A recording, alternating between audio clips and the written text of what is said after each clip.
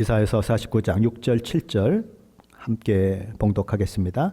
그가 이르시되 내가 나의 종이 되어 야곱의 지파들을 일으키며 이스라엘 중에 보존된 자를 돌아오게 할 것은 매우 쉬운 일이라. 내가 또 너를 이방의 빛으로 삼아 나의 구원을 베풀어서 땅끝까지 이르게 하리라.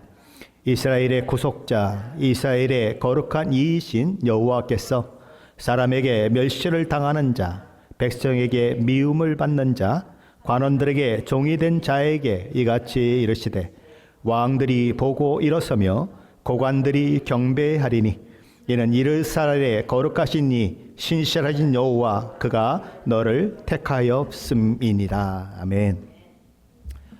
이사야서에는 모두 4개의 종의 노래라고 하는 그런 것들이 나옵니다.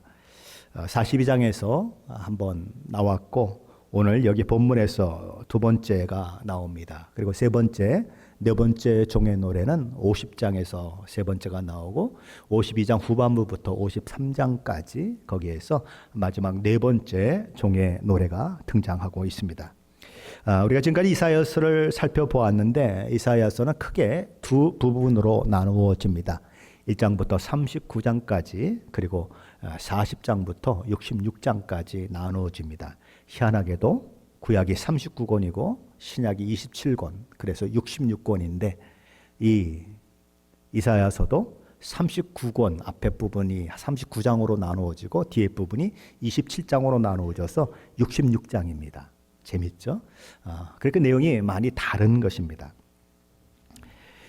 그리고 이제 이사야서 후반부에 해당되는 이 40장부터 48장까지는 이스라엘이라고 하는 그 현재 존재하고 있는 이스라엘이라고 하는 나라의 회복에 대해서 말씀을 하셨습니다. 그래서 바사왕 고레스라고 하는 왕이 등장을 하죠. 그러니까 이제 그가 이 바벨론 제국을 멸망시키고 그리고 새로운 이 바사 제국을 열어가게 되는데 그를 통하여서 이스라엘 백성들의 해방이 선언이 되고 그들이 고국으로 돌아가는 그 일들이 있게 되면서 이제 이스라엘이라고 하는 나라의 회복이 그렇게 이제 이야기되고 있었던 것이죠. 그리고 이제 오늘 본문 49장부터는 그 주제가 조금 바뀌는 것입니다. 지금까지는 이게 우리가 눈으로 볼 수 있는 현존하는 이스라엘의 회복을 다루었다면 49장부터는 영적인 이스라엘을 그 영적인 이스라엘의 회복을 다루고 있는 면이 조금 다른 것입니다. 사도 바울이 표현했듯이 표면적 이스라엘이 참 이스라엘이 아니고 이면적 이스라엘이 참 이스라엘이라라고 그렇게 사도 바울이 이야기한 적이 있는데 바로 그 참 이스라엘 이면적 이스라엘에 대해서 나누고 있다라는 것이죠. 자, 그것을 생각하시면서 우리 이사야서 49장 1절 말씀 한번 같이 읽어보겠습니다. 1절입니다. 섬들아 내게 들으라, 먼 곳 백성들아 귀를 기울이라. 여호와께서 태에서부터 나를 부르셨고 내 어머니 복중에서부터 내 이름을 기억하셨으며.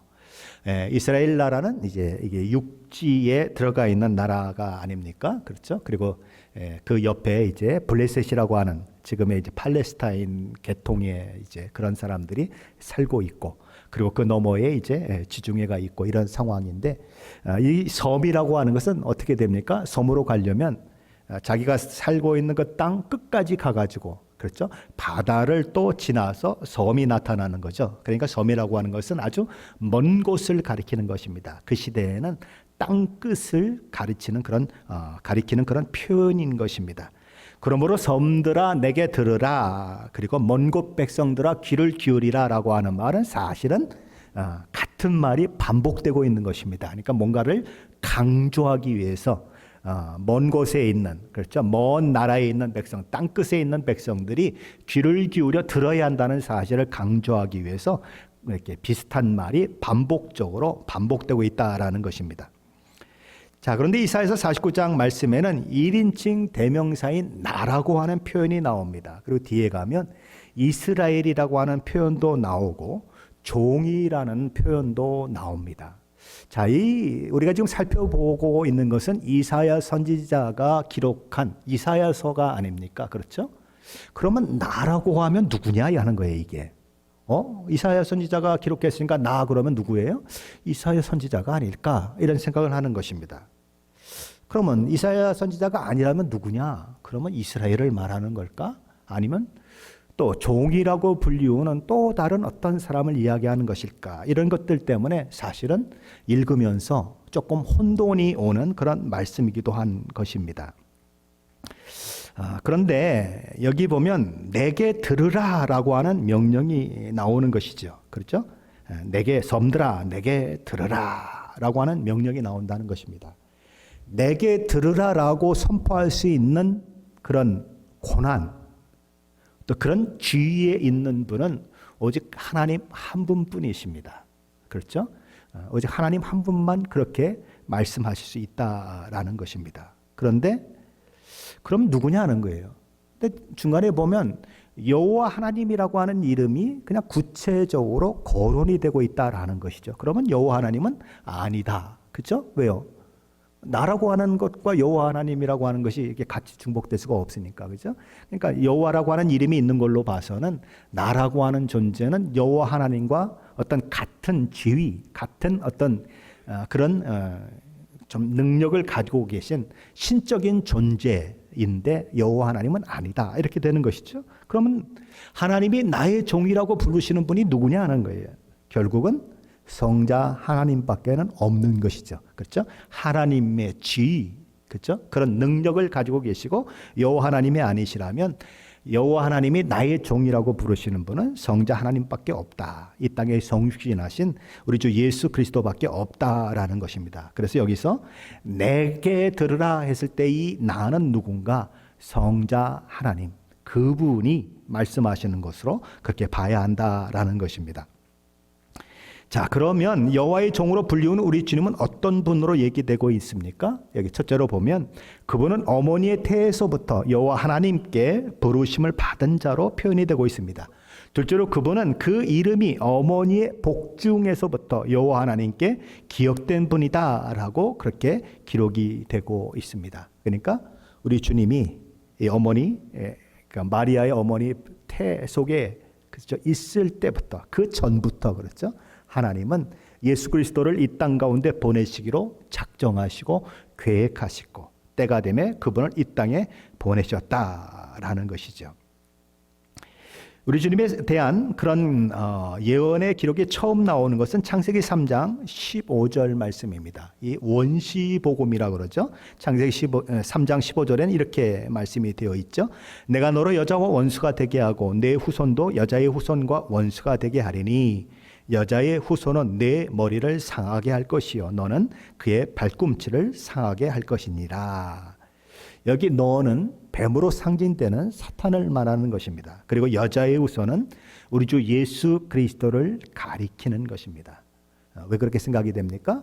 자, 모든 그 고대 시대의 후손들을 얘기할 때에는 다 남자의 후손으로 이야기했습니다. 미국도 보면 남자의 성을 따라서 그렇죠. 아내의 성도 바뀌고 또 아이들의 성도 남편의 성을 따라요. 그래서 남자의 후손으로, 그래서 뭐 남자가 더 잘났다는 얘기가 아니고 어쨌거나 그 문화적으로 그렇게 되고 있다라는 것이죠.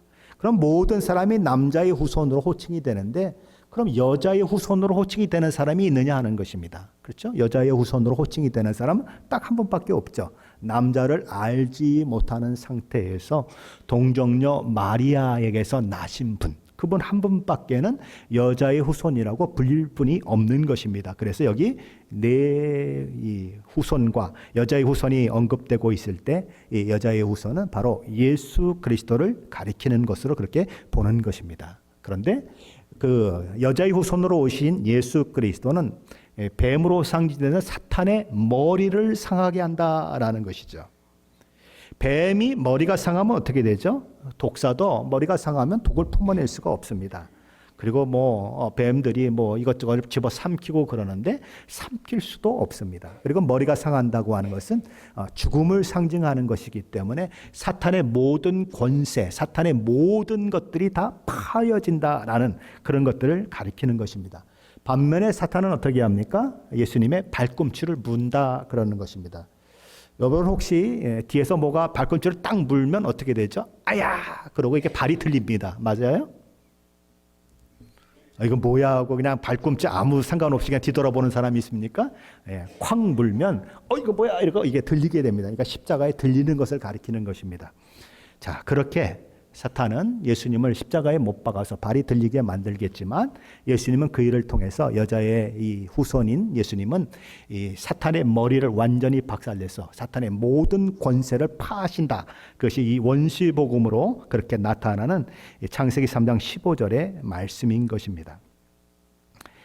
자, 또 우리 주님은 어떤 분이실까요? 이사야 49장 2절 말씀입니다. 한번 같이 읽어봅니다. 2절입니다. 내 입을 날카로운 칼같이 만드시고 나를 그의 손 그늘에 숨기시며 나를 갈고 닦은 화살로 만드사 그의 화살통에 감추시고. 우리 주님의 입은 여호와 하나님에 의해서 날카로운 칼같이 만들어지신 분이시다, 이렇게 이야기가 됩니다. 요한계시록 1장 16절에 보면 그 입에서 좌우에 날성검이 나오는 분이라고 하는 우리 그 인자 같은 분의 모습을 묘사하는 그런 말씀이 나오죠. 그리고 요한계시록 19장 15절 상반절에 보면 그의 입에서 예리한 검이 나오니 그것으로 만국을 치겠고, 이렇게 나옵니다.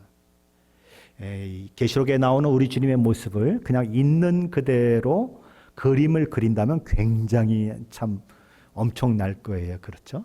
모습은 어린 양 같고 입에서는 막 양날의 칼이 나오고 그렇죠?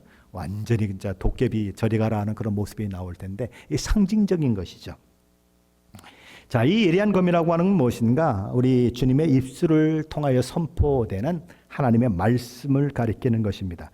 예, 우리 말씀의 검이다, 이렇게 얘기하죠. 히브리서 4장 12절 상반전이 이렇게 말씀합니다. 하나님의 말씀은 살아있고 활력이 있어 좌우에 날선 어떤 검보다도 예리하여 혼과 영과 및 관절과 골수를 찔러 쪼개기까지 하며, 이렇게 됩니다. 그러니까 혼, 영, 관절과 골수로 그렇게 유지가 되고 있는 우리 육, 그러니까 혼과 영과 육, 그러니까 우리 몸, 우리 인격 전체를 가리키는 표현인 것이죠. 바로 그런 일들을 누가 하는가? 하나님의 말씀이 한다라는 것입니다. 그런데 예수님의 입술에 바로 그런 하나님의 말씀이 있다라는 거죠. 자, 그러면 우리 주님의 입술에 하나님의 말씀이 있다고 하는 것이 다른 모든 것들을 대체할 만한, 다시 말해서 다른 모든 것들을 능가할 만한 그런 힘과 능력이 있을까 하는 것입니다. 그렇죠? 엄청난 무기도 아니고 말씀인데 거기에 어떤 능력이 있을까, 이런 생각을 하게 되는 것이죠. 근데 우리 주님은 40일 동안 금식하시면서 사탄에 의해 시험을 받으실 때에 뭘로 이기셨습니까? 말씀으로 이기시는 것을 보게 됩니다.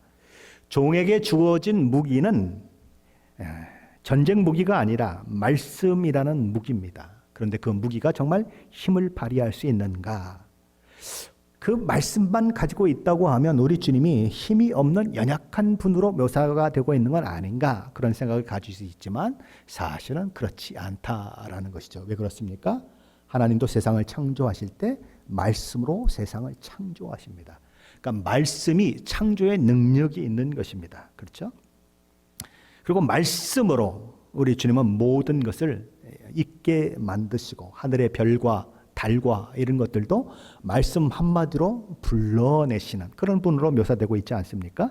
그리고 변화시킬 수 없는, 그렇죠? 인간은 인간이 변화시킬 수 없는데 하나님의 말씀은 인간을 변화시키는 능력도 있는 것입니다. 또한 하나님의 말씀은 모든 지혜의 근원이 되기도 하시는 것입니다. 그러므로 우리 주님의 입술에 말씀이 있다고 하는 것은 세상 어떤 전쟁 무기보다도 강력한 무기가 우리 주님의 입에 있다라는 것이죠. 자, 우리 중국에 선교사로 갔다가 제너럴 쇼면호를 타고 한국에 선교를 오게 되었던 한 선교사가 있었죠. 우리나라 최초의 선교사로 알려지고 있는 토마스라고 하는 선교사입니다. 자, 이 토마스라고 하는 선교사는 그래도 어느 정도 한국말을 좀 할 줄 알아서 이렇게 통역을 했다 그래요. 근데 그때 한국은 쇄국 정책을 쓰고 있어서 아무도 그렇게 외국 문물이 한국 이 조선 땅에 들어올 수 없어서 조선에 있는 사람들이 가서 여기 들어오지 말라라고 분명히 얘기했는데 이 제너럴 쇼머노가 무대뽀로 그냥 들어오는 것입니다. 들어오니까 뭐 이렇게 이제 방어를 하기 위해서 뭐 포도 쏘게 되고 이러니까 또 제너럴 쇼머노가 사실은 상선인데 거기에서도 또 포를 쏘는 이런 것까지 있어서 서로 이렇게 싸움을 하게 되죠. 한참 싸움을 하게 되는데 홍수로 물이 불어났던 이 대동강이 물이 빠지면서 이 배가 꼼짝달싹 못하게 되어버리는 것입니다. 그렇죠? 물이 많았을 때는 또 있었는데 물이 쫙 빠져버리니까 탁 그냥 이렇게 움직이지 못하는 땅에 그냥 딱 그렇게 있는 그런 모습이 되는 거죠. 그래서 이 평양에 이런 싸우는 사람들이 이 조그만 배들을 많이 연결을 했다 그래요. 그래 거기다 불을 붙여가지고 하나를 연결하면 요만큼 가고 두 개를 연결하면 또 멀리 가고 세 개 연결하면 더 멀리 가잖아요. 그래서 제너럴 셔머노까지 닿게 만들어서 이게 불이 나게 만들어 놓은 거죠. 그래갖고 막 제너럴 셔머노가 막 불이 막 붙게 되고 막 이렇게 이제 전소돼서 그렇게 될 판이 되니까 죽지 않으려고 다 어디로 뛰어내리게 됩니까? 이제 물로 다 뛰어내리게 된 거죠. 근데 뭐 지들이 얼마나 장사를 하고 물에서 얼마나 견디겠습니까? 그래서 결국은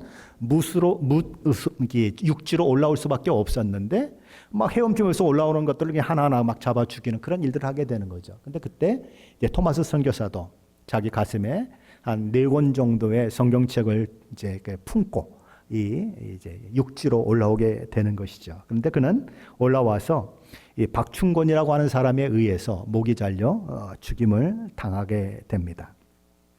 그리고 그가 가지고 있던 몇 권의 책들은 모래사장에 그냥 이렇게 떨어져 있는 그런 상황이 되는데 당시는 이제 종이가 굉장히 귀한 그런 시대 아니었습니까? 제가 어릴 때만 해도 천정에 이렇게 벽지를 붙이려면은 이 철사 같은 걸 가지고 막 얼건이 설건이 막 그물처럼 엮어가지고 거기에다가 신문지를 붙여가지고 그래서 이 벽지가 잘 붙도록 그렇게 아주 붙여가지고 보면 천정이 울퉁불퉁 울퉁불퉁합니다. 그럼 쥐들이 뛰어다니면 뭐 얼마나 소리도 잘 나고 그랬는지 몰라요. 그죠? 그렇지 않습니까? 그리고 여러분 화장실 갈 때 화장지가 어디 있습니까? 그렇죠? 어떨 때는 이 신문지 막 이렇게 자기 불 줘가지고 하다 보면은 이 엉덩이에 전부 그 신문지가 활자 모양이 다 묻어가지고 그랬던 적도 있고 또 그거보다 조금 저기 하는 뭐 양해포대 이런 거 가지고 하다 보면 너무 빳빳해가지고 그죠? 팍 비벼가지고 그렇게 쓰던 시절 아닙니까? 근데 이 성경책의 종이가 얼마나 좋았겠어요. 그것도 이 외국에서 온 거니 얼마나 좋았겠습니까? 그래서 이 박중식이라고 하는 사람 그걸 가지고 화장실에 이제 이게 밑을 닦는 것으로도 쓰고 그랬다고 그러죠. 그리고 이제 그 중에서 세 개의 성경책은 당시 12살이었던 한 우리 친구에게 그렇게 그 친구가 가져가게 됩니다. 최지량이라고 하는 친구가 가지고 가서 한 권은 박영식이라고 하는 사람에게 주게 됩니다. 근데 이 박영식이라고 하는 사람은 이 성경을 벽지로 붙였어요. 네, 벽지로.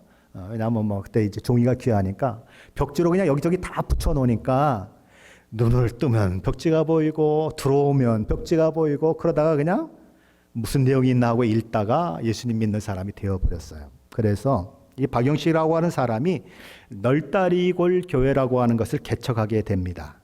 근데 이것이 한자로 표현하면 장대현 교회입니다. 혹시 장대현 교회 아십니까? 평양 대부흥의 원산 그 근원지가 되었던 교회가 이 장대현 교회예요. 근데 이 토마스 선교사가 버린 성경책, 버린 것이 아니죠. 죽어가면서 나왔던 성경책을 가지고 와서 벽지에 붙였던 사람이 그걸 보고 회심해서 예수 믿고 그 교회를 개척했다라는 것이죠. 그리고 그 집에 이 박충곤 그 사람의 조카가 같이 살고 있었는데 이영태라고 하는 사람이 있었는데 이 사람도 벽지에 붙어 있는 것들 계속 보다가 예수 믿는 사람이 되어가지고 나중에 성경 번역 선교회 거기에서 성경을 번역하는 그런 일들을 하게 되었다. 그리고 박충곤이라고 하는 사람도 화장실에서 심심하니까 계속 봐야 되잖아요. 그렇죠? 보다가 예수 믿게 되고 그래서 나중에 장로가 되었다. 그런 얘기를 하는 것입니다. 무슨 얘기를 하다가 이 얘기를 했습니까? 하나님의 말씀은 능력이 있다라는 거예요. 네, 말씀을 읽으면 우리가 능력을 얻게 되고 힘을 얻게 되는 것입니다. 우리 하나님 앞에 막 능력 달라고 기도하고 하나님 정말 뭐 어쩌게 저쩌게 해라고 막 기도하는데 기도하는 것보다 더 중요한 것은 하나님의 말씀을 읽는 거예요. 왜냐하면 하나님의 말씀 자체가 능력을 주기 때문에 이게 제 얘기가 아니에요. 성경에 쓰여 있는 거예요. 하나님의 말씀은 좌우의 날선검보다 예리합니다. 사람의 마음과 생각과 뜻을 감찰하는 능력이 있을 뿐만 아니라 죄와 허물로 죽은 인생을 살려내는 능력도 있는 것입니다. 자, 그런 말씀이 그 입 가운데 있는 그런 주님. 그런데 하나님은 그런 주님을 그냥 막 아무 때나 내놓은 것이 아니고 숨겨두셨다라는 것입니다. 감추어 두셨다. 그의 손그늘 아래 감추어 주셨다. 그분은 갈고 닦은 화살처럼 언제든지, 그렇죠? 적을 향해서 쏠 수 있는 화살과 같이 준비된 분이었지만 하나님은 감추어 두셨다. 마치 화살통에 감추어 놓은 것처럼 감추어 두셨다. 왜냐하면 하나님의 때에 나타나도록 하시기 위해서 그분의 모습이 감추어진 채 그렇게 오다가 신약 시대에 와서야 겨우 그 주님의 모습이 나타나는 것이죠. 갈라디아서 4장 4절 5절은 이렇게 얘기합니다. 때가 참에 하나님이 그 아들을 보내사 여자에게 나게 하시고 그 법 아래에 나게 하신 것은 율법 아래에 있는 자들을 속량하시고 우리로 아들의 명분을 얻게 하려 하심이라. 자, 그렇다면 하나님의 때에 나타나신 우리 주님은 또 어떤 분으로 묘사가 되고 있을까요? 우리 3절입니다. 한번 같이 읽어보죠. 3절입니다. 내게 이르시되 너는 나의 종이요 내 영광을 내 속에 나타낼 이스라엘이라 하셨느니라. 하나님께서는 우리 주 예수 그리스도를 향해 첫째로 너는 나의 종이다 이렇게 말씀합니다. 우리 주님은 종의 형체를 가지사 사람과 같이 되신 분이십니다. 그리고 여기서 종이라고 하는 것이 가리키는 말은 우리 주님이 하나님의 말씀을 그대로 순종하며 하나님이 맡기신 사명을 충성스럽게 그렇게 감당하는 사람이다. 그래서 종이라고 표현이 되고 있는 것입니다. 빌립보서 2장 7절 8절은 이렇게 말씀합니다. 오히려 자기를 비워 종의 형체를 가지사 사람들과 같이 되셨고 사람의 모양으로 나타나사 자기를 낮추시고 죽기까지 복종하셨으니 곧 십자가에 죽으심이라 이렇게 말씀하는 것입니다. 우리 주님은 그렇게 죽기까지 순종하셔서 마치 무력하신 분처럼 사람들이 만들어 놓은 십자가에 사람들에 의해 달려 죽으시는 것이죠. 그런데 사탄은 내가 이겼다라고 막 박수를 치고 우리 주님을 따랐던 사람들은 절망하는 것입니다. 왜냐하면 십자가의 죽음은 우리 주님이 실패한 것처럼 보이고 망한 것처럼 보이기 때문이죠. 하지만 실제는 그렇지 않았다라는 것입니다. 우리 하나님은 우리 주님의 실패처럼 보이는 십자가를 통해서 인류 구원의 길을 열어놓으셨기 때문이죠. 창세기 3장 15절에 있는 그 말씀 그대로, 그렇죠? 사탄의 머리를 상하게 만들므로 인해서 사탄의 종노릇하는 수많은 사람들을 그 십자가의 보혈로 구원해 내시고, 그렇죠? 이렇게 사망의 종노릇하는 자들을 해방하여서 영생을 누리게 하는 그 일들을 그렇게 허락하시는 것이죠. 자, 그리고 그 주님은 또 뭘 하셨는가? 그 속에서 하나님의 영광을 나타내는 분으로 그렇게 나타나셨다라는 것입니다. 우리 주님은 혈통적인 이스라엘은 실패했지만 참 이스라엘로 이 땅에 오신 우리 주님은 실패하지 않으시고 당신께 주신 모든 사명을 이루어내시는 것이죠. 하지만 우리 주님이 가신 그 길은 쉽지 않은 길이었습니다. 그래서 49장 4절로 6절 말씀이 있게 되는 거죠. 한번 같이 읽어볼까요? 4절로 6절 말씀입니다. 그러나 나는 말하기를 내가 헛되이 수고하였으며 무익하게 공연히 내 힘을 다하였다 하였도다. 참으로 나에 대한 판단이 여호와께 있고 나의 보응이 나의 하나님께 있느니라. 이제 여호와께서 말씀하시나니 그는 태에서부터 나를 그의 종으로 지으신 이시요 야곱을 그에게로 돌아오게 하시는 이시니 이스라엘이 그에게로 모이는도다. 그러므로 내가 여호와 보시기에 영원롭게 되었으며 나의 하나님은 나의 힘이 되셨도다. 그가 이르시되 내가 나의 종이 되어 야곱의 지파들을 일으키며 이스라엘 중에 보존된 자를 돌아오게 할 것은 매우 쉬운 일이라. 내가 또 너를 이방의 빛으로 삼아 나의 구원을 베풀어서 땅끝까지 이르게 하리라. 아멘. 하나님께서 우리 주님을 태에서부터 종으로 지으신 분이십니다. 그리고 우리 하나님은 첫 번째로 그 여호와의 종 되신 우리 주님을 통해서 야곱을, 이스라엘을 하나님께 돌아오도록 만드셨다. 이렇게 이야기를 하십니다. 자, 그런데 여기 보면 이런 표현이 나옵니다. 그러나 나는 말하기를 내가 헛되이 수고하였으며 무익하게 공연히 내 힘을 다하였다 하였도다. 그렇죠? 예수님이 이 땅에 하신 모든 사역들, 그리고 마지막에 힘없는 모습으로 십자가에 달려 죽는 모습들, 세상에 보면 다 실패한 것 같고 아무것도 아닌 것 같은 그런 모습이다라는 것이죠. 그런데 하나님은 그 일을 통해서 하나님의 일들을 이루어 내셨다라는 것입니다. 저 여러분의 사역 가운데도 그럴 수 있습니다. 다른 사람이 별로 알아주는 것 같지도 않고 뭔가 큰 성과를 이루어내는 것 같지도 않고 열심히 했는데 별로 결과는 없는 것 같고, 그렇죠? 목사 같은 경우는 여기서 열심히 설교했는데 성도들이 하나도 변화가 일어나지 않는 것 같을 때 사실은 목사도 절망의 마음이 들어올 때가 있는 것이죠. 그러나 그럴 필요가 없다라는 거예요. 왜요? 그 열매는 하나님이 결실토록 하시는 것이고 우리가 해야 할 일은 뭔가 우리에게 주어진 그 사명을 감당하는 것이다. 그것이죠. 그래서 고린도전서에 보면 그렇죠? 뭐 우리는 아볼로파다, 우리는 뭐 바울파다, 우리는 뭐 베드로파, 게바파다, 뭐 이렇게 얘기하고 어떤 사람은 그리스도파다, 뭐 이렇게 얘기하고 그럴 때 바울이 얘기하지 않습니까?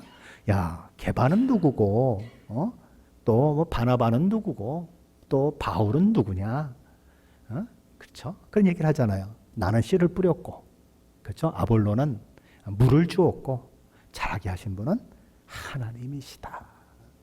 그러니까 사실은 하나님만 드러나면 되는 것이지 내가 씨를 뿌렸기 때문에 결실까지 다 맺어야 된다고 생각할 필요가 없다. 그 얘기를 하시는 것이죠. 그러니까 씨를 뿌리는 사람은 열심히 씨를 뿌리는 것이고 물을 주는 사람은 열심히 물을 주는 것이고 그러면 하나님이 결실하신다. 그 얘기를 하는 것입니다. 그러니까 내가 열심히 했는데 열매가 없다라고 생각할 필요도 없다. 그 얘기를 하시는 것이죠. 열매는 하나님께 맡기고 오늘 내게 주어진 그 시간을 힘있게 살아라. 그 얘기를 하는 것입니다. 요즘 뭐 중국에서 우리 선수들이 막 쇼트 트랙인가요? 그거 하는 거 보셨잖아요. 거기에 이 계주가 나오죠. 뭐 5,000m 계주 뭐 이런 거 나오잖아요. 자, 그러면 어떻게 해야 합니까? 처음 달리는 사람은 항상 1등을 해야 금메달입니까? 그거 아니죠. 그렇죠? 자기 나름대로 열심히 자기 구간을 달리면 그리고 다른 사람에게 타치해주면 그 사람이 또 그 구간을 열심히 달리고 그 다음에 다음 구간을 또 열심히 달리고 마지막 주자가 최종적으로 금메달 첫 번째로 들어와야 그렇죠? 골드메달이 되는 거잖아요. 그것처럼 한 사람 한 사람이 자기 역할만 하면 되는 것입니다. 그렇죠? 우리 시애틀 일만교회 저와 여러분이 이 시대에 있는데 이 시대 속에서 저와 여러분이 해야 할 일만 하면 되는 거예요. 목사도 그 일만 하면 되는 것입니다. 그리고 다음 타자는 다음 일을 하는 거예요. 그러다 보면 그것이 결승점에서 하나님께서 놀랍게 금메달로 하는 날이 올 거예요. 그걸 믿고 우리는 오늘 하루를 그렇죠? 나의 사명을 위해서 사는 것이죠. 자, 그렇다면 여기 이런 말 표현이 있습니다. 내가 나의 종이 되어 야곱의 지파를 일으키며 이스라엘 중에 보존된 자를 돌아오게 하는 것은 매우 쉬운 일이다 라는 말이 있습니다. 아니, 쉬운 일이라고 하는 말이 무슨 말일까요? 여기 이 매우 쉽다는 말은 우리 주님이 사역이 다만 조그만 땅덩어리 이스라엘에서만 일어나는 것이 아니라 더 확대되어서 열방과 나라와 민족 가운데로 그렇게 퍼져나갈 것을 얘기하는 것입니다. 그래서 공동번역 성경은 이렇게 번역을 했습니다. 내가 나의 종으로서 할 일은 야곱의 지파들을 다시 일으키고 살아남은 이스라엘 사람들을 돌아오게 하는 것으로 그치지 않는다. 나는 너를 만국의 빛으로 세운다. 너는 땅끝까지 나의 구원이 이르게 하여라. 현대인의 성경은 이렇게 번역을 했습니다. 여호와께서 말씀하신다. 내 종아, 내가 야곱의 지파들을 일으키고 살아남은 이스라엘 백성을 회복시킬 것이지만 너에게는 이보다 더 큰 과업이 있다. 내가 너를 이방 민족의 빛이 되게 하여 온 세상에 내 구원을 베풀도록 하겠다. 그러니까 쉽다는 얘기가 무엇입니까?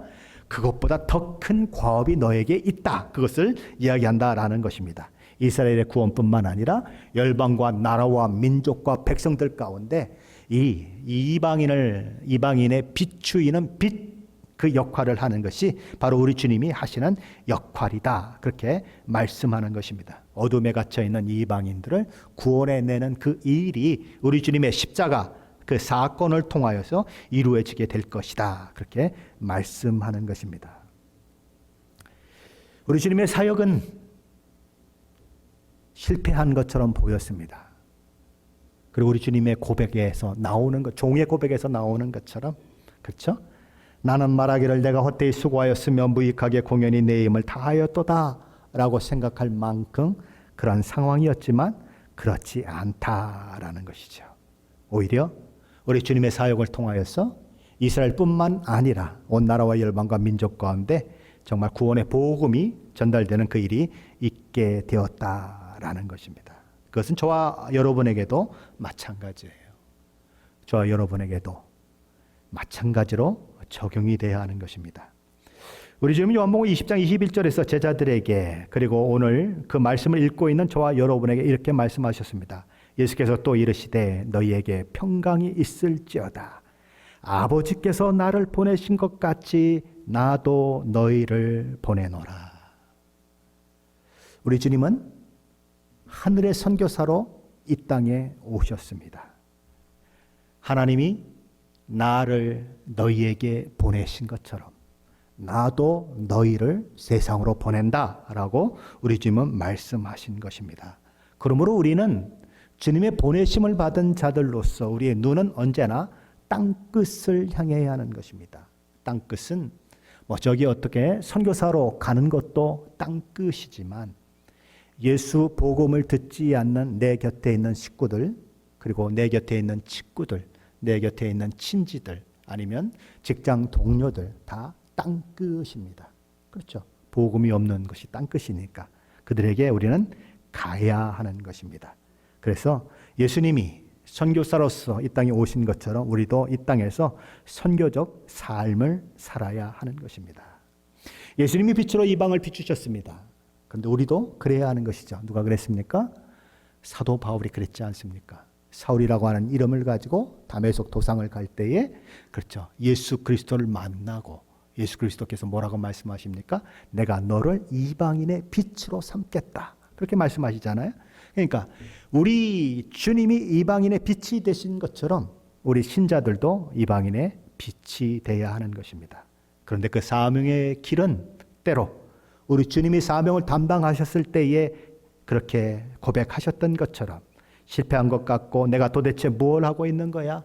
아무 열매도 없잖아 라고 허탈해하는 그런 일들이 있을 수 있지만 그러나 포기하지 않고 내게 맡겨진 사명을 감당해야 한다. 최선을 다해야 한다라는 것입니다. 왜요? 실패한 것 같지만 십자가를 통해서 부활을 만들어내시고 인류 구원을 만들어내신 그 사건은 우리에게도 그런 것들이 있을 수 있다라고 하는 것을 보여주고 있기 때문인 것이죠. 앞에서 저는 저와 여러분에게 이 최초의 조선 선교사였던 토마스에 대한 이야기를 했습니다. 토마스는 조선 땅에 들어왔지만 한마디 복음도 전달하지 못했습니다. 그렇죠? 그리고 그냥 맥없이 잡혀가지고 목이 잘려서 죽었습니다. 누가 보아도 개죽음 아닙니까? 그렇죠? 아니 그러려고 선교사가 됐습니까? 이런 생각 들지 않아요? 그렇죠? 하지만 그의 순교는 평양 대부흥의 씨앗이 되었다라는 거예요. 그가 던져놓은 벽지를 화장실에서 사용하다가 벽지로 붙였다가 그죠? 예수 믿는 사람들이 생겨나고 그들을 통하여서 교회가 개척되고 거기서 장로도 나오고 성경 번역하는 사람도 나오고 어마어마한 일들이 있었다라는 것입니다. 마치 개죽음처럼 죽은 것 같지만 그렇지 않다. 하나님은 하나님의 일을 하시더라라는 것입니다. 그러나 나는 말하기를 내가 헛되이 수고하였으며 무익하게 공연히 내 힘을 다하였도다 라는 말을 할 수밖에 없는 내 느낌, 내 평가가 있을 수 있겠지만 그것보다 더 중요한 것이 무엇인가? 하나님의 평가다라는 것이죠. 하나님이 어떻게 평가하시는가? 4절 하반절이 이렇게 얘기합니다. 그러나 주께서 내 억울한 사정을 풀어주셨고 나의 수고에 대하여 갚아주셨다. 주 안에서 하는 모든 수고는 그래서 헛된 것이 없는 것입니다. 그래서 우리는 열매를 볼 수 없어도 실망할 필요가 없는 것입니다. 우리는 오늘 하루를 하나님 주신 사명에 충실할 뿐이고 그것을 열매로 맺게 하시는 분은 하나님이심을 기억하며 하루하루를 살아내야 하는 것입니다. 그렇다면 종의 형체를 가져 죽기까지 순종하신 우리 주님께 하나님은 어떤 복을 허락하셨을까요? 빌립보서 2장 9절 10절 말씀처럼 지극히 높여주시는 복을 허락하셨습니다. 모든 이름 위에 뛰어난 이름을 그렇게 되게 만들어 주셨습니다. 세상 모든 피조물들이 그분 앞에 엎드려 경배하도록 만들어 주셨습니다. 우리 이사야서 49장 7절 말씀인데 같이 읽어보겠습니다. 7절입니다. 이스라엘의 구속자, 이스라엘의 거룩한 이이신 여호와께서 사람에게 멸시를 당하는 자, 백성에게 미움을 받는 자, 관원들에게 종이 된 자에게 이같이 이르시되 왕들이 보고 일어서며 고관들이 경배하리니 이는 이스라엘의 거룩하시니 신실하신 여호와 그가 너를 택하였음이니라. 아멘. 세상은 우리 주님을 조롱했습니다. 실패자라고 손가락질했습니다. 그러나 결과는 정반대였습니다. 왕들이 그 앞에서 일어서는 존재가 되셨고 고관들이 경배하는 존재가 되셨습니다. 종의 사역을 방해하고 그를 무시했던 자들이 그를 경배하게 되었다는 것입니다. 왜 그렇게 되었습니까? 무엇 때문에 그런 일이 일어났습니까? 이스라엘의 거룩하시니 신실하신 여호와 하나님이 우리 주님을 택하여 세우셨기 때문이다. 그리고 그 하나님이 하나님 앞에 죽기까지 순종하신 그 주님을 높여주셨기 때문이다 라고 성경은 얘기하는 것입니다. 우리도 모르게 스스로 높아지려고 하는 마음을 가지기가 아주 쉬운 존재입니다. 별로 내세울 게 없기 때문에 요만큼만 자랑할 게 있어도 자랑하고 싶은 게 우리 마음이라는 것이죠. 그러나 우리가 높아지는 것은 우리에게 있는 것이 아니라 하나님께 있다고 하는 것을 저와 여러분은 기억해야 합니다. 겸손히 우리 주님이 주신 사명을 위해 달려가는 자는 하나님이 높여주신다라는 것이죠.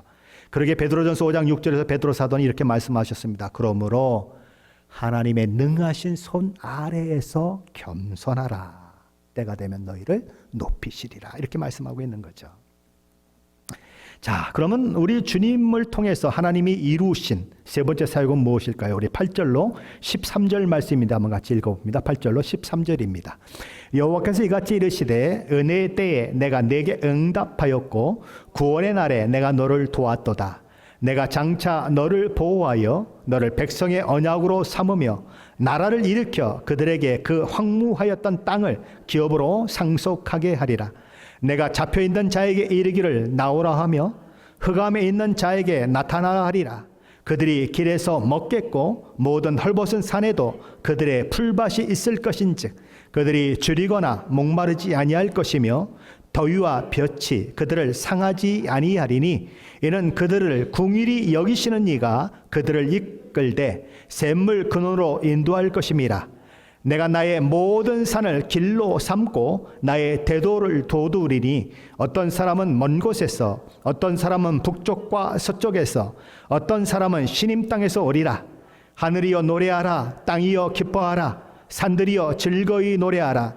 여호와께서 그의 백성을 위로하셨은즉 그의 고난당한 자를 궁일이 여길 것임이라. 아멘.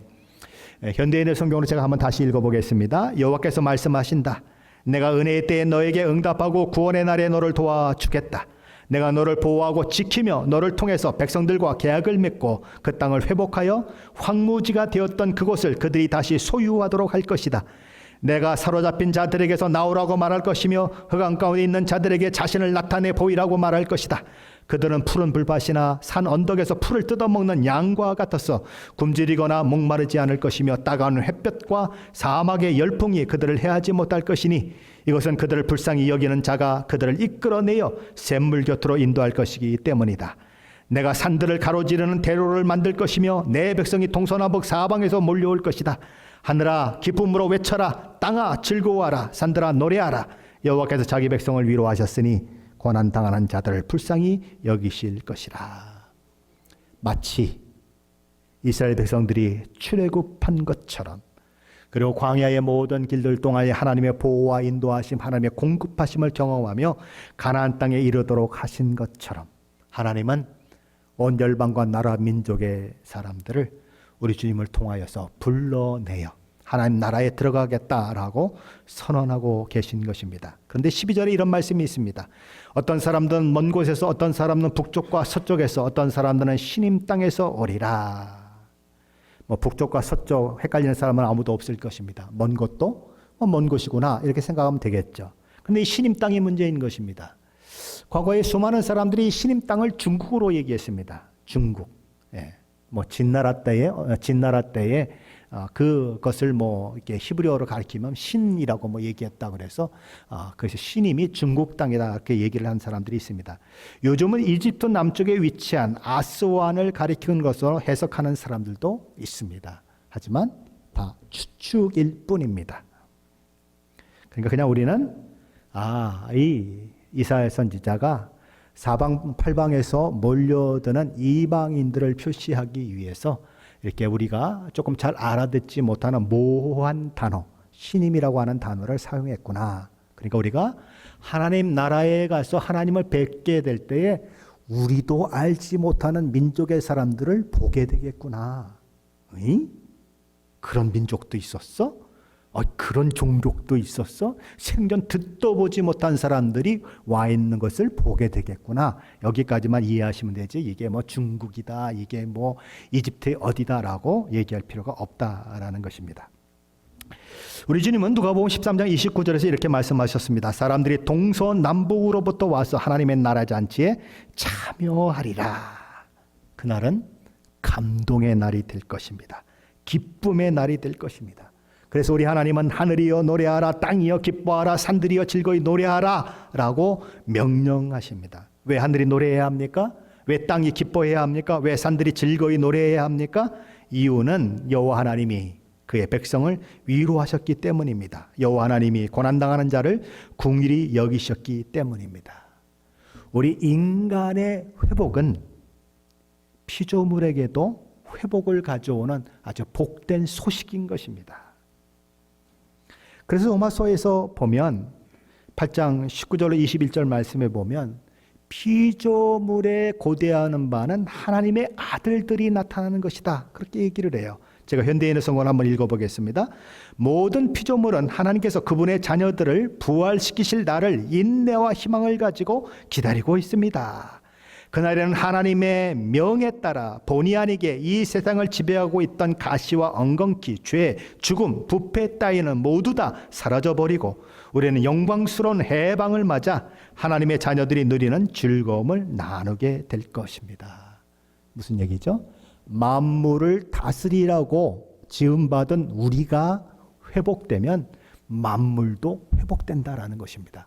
그래서 하나님의 이 아들들이 나타나기를 피조물들이 고대하고 있는데 그 일들이 이루어지니까 어떻게 해요? 땅들이 막 하나님을 찬양하고 하늘이 막 하나님을 찬양하고 막 기뻐하고 바다가 막 찬양하는 그런 기뻐하는 그런 일들이 있게 된다라는 것입니다. 왜요? 우리의 구원이 피조물의 구원으로 이어지니까 우리가 구원받는 그 일들이 그들에게는 기쁨이요 찬양의 고백이 된다라는 것이죠. 오늘 말씀에 보면 세상의 눈으로 보면 실패한 것 같으나 십자가는 인류 구원을 위한 하나님의 원대한 계획을 이루는 놀라운 승리의 계가가 되었던 것처럼 저와 여러분이 이 세상을 살아가는 것, 믿음으로 살아내는 것 쉽지 않을 것입니다. 어두운 세상 속에서 복음의 적대적인 세상 속에서 복음의 증인된 삶을 사는 것은 더더욱 어려울 것입니다. 우리를 향한 세상의 평가는 그야말로 형편없을 수 있습니다. 우리의 수고와 헌신을 세상은 비웃고 조롱하고 심지어 비난하기까지 하면서 우리를 지치고 힘들고 포기하고 싶은 마음을 갖도록 만들 것입니다.